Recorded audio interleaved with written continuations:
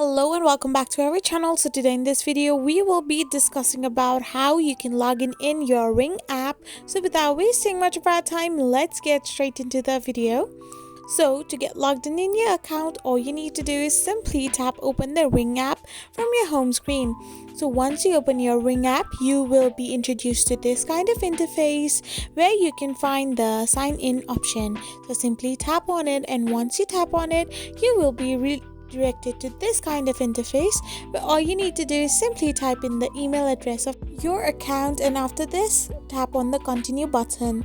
Once you do this, simply type in the password of your account and hit the sign in button, and in matter of seconds you will get your login access back to your account by getting logged in. I hope you found this video helpful, so don't forget to hit that subscribe button and do give us a thumbs up. We will be back again with these informative videos. Thank you for watching.